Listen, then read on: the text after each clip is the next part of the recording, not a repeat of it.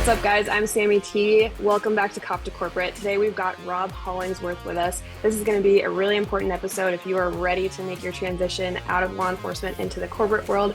Rob has done it himself and is actually helping others do it too, as his job. So, Rob, welcome to the show. Hey, thanks for having me. I appreciate it.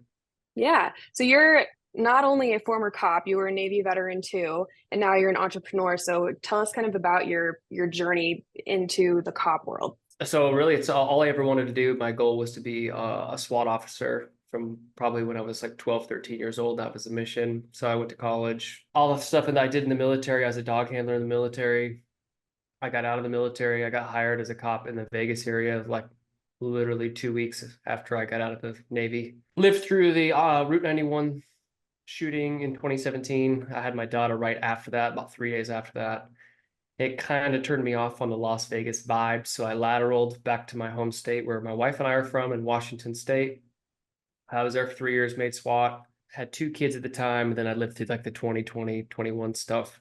And it just, stuff changed in my life from like, this isn't really serving me and my purpose anymore. And I got stuck, and thankfully I had it in me to pull the plug on it, even though there's a lot of stuff that I will always miss about law enforcement. It just wasn't serving me and my family anymore. While I was in the Navy and law enforcement, I just kept hearing people say, I'm over this, or what else can I do? And they just get stuck into this rut. I call it the black hole effect, where they just get stuck in this cycle of, and people in the 9 to 5 world do it as well. Me, I'm just not a person to put up with that. So I said, all right, if I'm going to do it, I'm not going to do this job for 20 more years. So if I'm going to do it, now's the time. So I got out, and we're away. Would you be willing to talk on, I'm sure that there are a lot of people who are cops now who grew up wanting to do that job and that's all they knew, that's all they wanted, and how you kind of coped with realizing, well, maybe this isn't what I thought it would be after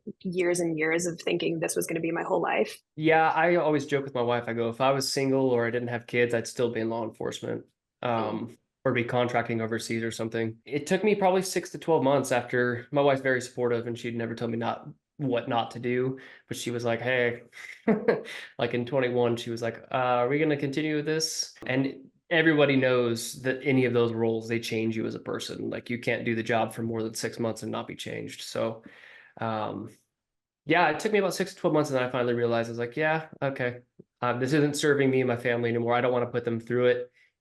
The fun stuff in law enforcement and SWAT and stuff, like, it would be selfish of me to stay in that role. Now, I always tell people, I'm like, I don't, with my organization, Plant Your Flag, I don't encourage anybody to get out of law enforcement. But if it's not serving you, it's not serving you, and you're not going to live a healthy life or have a healthy family, et cetera, et cetera. So why not make changes? Did you feel like you had to do something for yourself to help you kind of cope with leaving law enforcement after that? Yeah, I think probably what I do with Plant Your Flag and helping people and helping officers and military veterans transition is definitely part of a coping strategy for me, because it still keeps me in the realm of the communities. Yeah, you're still serving. So tell us about Plant Your Flag and everything else that you do. Going back to the black hole effect, I kept hearing, and I still have friends to this day that are stuck into it, and I see, and you talk about all the mental health issues and all the stuff. So what I did was, after about 12 months of struggling on my transition too, let's not forget that. It's not like this was a success overnight. Like, anything that I talk about is strategic, and it's what I lived through and my experience, and everybody's going to have the differences. But what I've discovered is, it's setting our ego aside, maintaining our mental health, or addressing our mental health, and realizing it is an issue. Physical health, networking, because officers and military vets often don't have a network. And then let's not transition into a role that we're going to be upset with. Why would I leave a job that I don't want to do anymore for a traditional 9 to 5 or something, or even a business that you aren't happy in? You have a golden opportunity when you make that transition. So actually do something that you want to do that serves you and your family. How did you go from from being a cop and turning the skills that you had with that into being an entrepreneur and building your own business? I think it's looking for opportunities, right? So entrepreneurs, that's what we do, is we look for opportunities. But the skill set that I take from the military is solving people's problems and solving problems. And that's literally all I do all day, is put out fires. The goal is to not have a self-employment. You want to build a business that's running with you out without you in it. My whole goal is to free up my time while still making a good money and then serving other people. I'm trying to think what else. What was your question again? Well, what can you tell cops who maybe want to start their own business and are concerned with or who are feeling that they don't have the right skills to be able to do that? Cops, for some reason, we solve everybody else's problems but our own. I think the first thing you need to do is check your ego and your mental health. And when I say ego, like what I mean is no one actually cares what you did. This is good for cop to corporate too, because it's like, hey, you need to be able to articulate your skills onto paper and show somebody else what you could provide. I have some clients, I tell them, hey, there are people in whatever niche that they're in that they want to do, where you might have a kid that's 20, 21 years old and is just killing it. And you come at me in your 40s with 20 years of career, you've done all this awesome stuff. And then I'm going to say, hey, go talk to this guy who's half your age. And they're like, I'm just blown away by it. So and then just going for it. Like, you have a golden opportunity to write a new story. Take all the skill sets you have. And what we do is we make sure that everything's operating together. It's a cycle. Everything's in order, everything's aligned. And then once we have stuff aligned, maybe we need to make up your income to pay your bills. But if your bills are paid for passively, there's nothing that says you can't go and shoot as high as you can, think big, and try to like create something awesome, or do something that even if you're not making a bunch of money, it's still serving you, and you're doing what you need to do to provide, but you're doing like an awesome service for a group or something, veterans or whatever it is you want to do. And what if someone doesn't know what they want to do? That's the key. That's why I like the mental health stuff, right? So Yeah. a lot of officers and veterans right now, they're kind of handicapped in that black hole effect, right? So it's like a cycle, and they can't even begin to think outside of the box. I was like this too. I was like, oh, I'm just going to flip houses. That's what I wanted to do when I left. I was like, I'm just going to flip houses. Now I have equity in like 4 or 5 different companies. But they're all stuff that I'm like, oh, that's really cool. Like this company right here we started, and we're going to build transitional housing, tiny homes specifically for disabled veterans, but we're going to use it as like a transition process. I never thought I'd be building a tiny home company, right? So now I'm going to like try to build 40 of these things for guys getting out of the military and then get them into mental health resources and stuff like that. So I think what holds people back is imposter syndrome, right? They're going to say, oh, I can't do that, I'm just a cop. But imposter syndrome is so limiting. So if you could start just making little wins, and we stack little wins to chip away at that imposter syndrome, which it takes. I have it still. Everybody has it. Even the billionaires have it, right? But once you realize that everybody else has it, now you could start saying, well, he could do that, I could do that. So let's do that. Yeah, I think imposter syndrome, like you said, it's rampant amongst everybody, no matter how successful you are and how not. So what would you consider little wins that people can look at and be like, yeah, I accomplished this today. Like, I'm moving past that. Getting in the gym, eating right.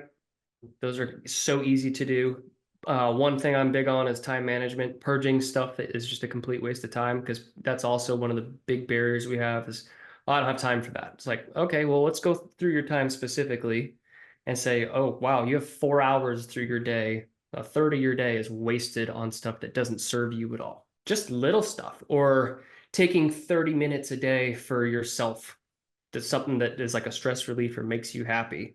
And then we implement all these through. I have a course that's 8 weeks long, and we guide you through all this stuff. And it's designed to build upon stuff, developing your personal brand on the internet, telling you and showing you the importance of how easy the internet is. I know you know this, business or networking to go into a new career or whatever it is. Yeah, LinkedIn has pretty much changed my professional trajectory. So I will always talk about how great that site is for networking and making connections and reaching out if you say there's like a company that you want to work for, reaching out to someone that is at the company and really just doing what you can. So what does your course or what does your business look like? Say there's a cop listening who wants to talk to you. How would all of that work? So I have a course that's all self-guided, it's an electronic course, right? And it's 8 weeks long. I go through strategically, like, implementing a nutrition program, mental health stuff, networking skill sets, how to build this network, how to go about it, dropping the ego, building stuff into your daily habit daily habit that serves you in order to help you build this stuff and break this cycle. And then I have a coaching program. It's one-on-one weekly. And basically what we do, and this is more geared towards creating a business and freeing up your time. And that's with me. And we take a lot of this stuff from the course. So the course, you get both, and you go through that, and then it assists. So when we're going over stuff, you're like, oh, I know what he's talking about. Mm-hmm. But our plan is to get you freed up to where you have no limiting factors holding you back. A lot of the clients is straight excuses anyways, which is the imposter syndrome coming through. But we free up your mind, and then we encourage you and help you and show you a bigger picture on how to take your business bigger. Because I was doing small things. I was like, oh, it's, like I talked about, flipping houses, and I'm like, no, there's just so many different variables, but you're not going to know them until you start just like freeing your mind up. Yeah, for sure. And if you could name 3 things or 3 pieces of advice for cops that want to leave or are considering leaving, what advice would you give them? Well, you have one life to live. So don't be the guy that did 25, 30 years with all the stories and no family. Because that just is heartbreaking. If you want to continue to serve, God bless you. Thank you for doing so. But if you have that voice in your head, ask yourself truly, like, what is holding me back from making a change up? And if it's, oh, I still got to provide for my family. Yes, you do. But we can go about it strategically and get you off of that. That should not be a barrier. And then just know, like, overnight success is not just going to happen. It's going to be work. It's actually probably harder. But it's worth it. Mm-hmm. Yeah, that's great advice. And where can everybody find you? So I'm on LinkedIn too. Rob Hollingsworth is my name. And then my plant your flag is pyftribe.com. And then this custom home builder is Southern Comfort Tiny Homes.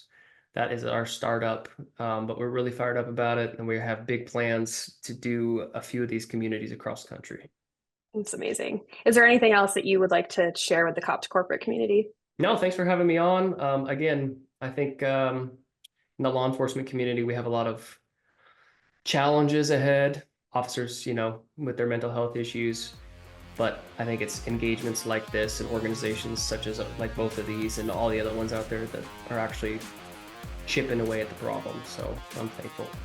Agreed. Thank you so much for coming on. Yeah, thank you.